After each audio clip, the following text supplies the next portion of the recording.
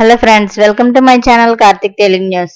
Friends, ఇవాళ వర్షాల గురించి మరొక ఇంపార్టెంట్ అప్డేట్ న్యూస్ అయితే రావడం జరిగింది. దీని గురించి మరిన్ని విషయాలు ఈ వీడియోలో తెలుసుకుందాం. దయచేసి వీడియోని ఎక్కడ స్కిప్ చేయకుండా చివరి వరకు చూడండి. ఫ్రెండ్స్, బంగాళాఖాతంలో వెనువెంటనే అల్పపీడనాలు ఏర్పడేందుకు పరిస్థితులు అనుకూలంగా మారుతున్నాయి. ఇక నైరుతి బంగాళాఖాతంలో బుధవారం అల్పపీడనం ఏర్పడే అవకాశం ఉందని భారత వాతావరణ శాఖ హెచ్చరించింది. ఇక దీని ప్రభావంతో రాబోయే 6 రోజుల్లో రాష్ట్రంలోని పలు ప్రాంతాల్లో భారీ వర్షాలు పడొచ్చని వాతావరణ శాఖ వెల్లడించింది.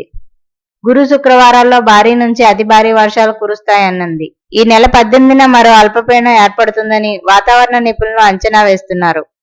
ఇక దీంతో ఈ నెలాఖరు వరకు రాష్ట్రంలో వర్షాలు కురుస్తాయని అభిప్రాయపడుతున్నారు.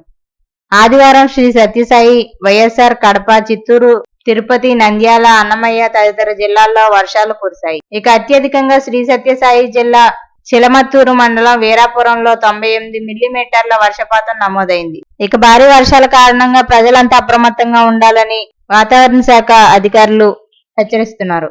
సో ఫ్రెండ్స్, ఇది అప్డేట్ న్యూస్. మరిన్ని అప్డేట్స్ కోసం ఛానల్ సబ్స్క్రైబ్ చేసుకోండి ఫ్రెండ్స్. అలాగే పక్కన ఉన్న బెల్ ఐకాన్ క్లిక్ చేసి వీలైతే ఛానల్ కు లైక్ అయితే చేయండి. Thank you friends. Thanks for watching this video.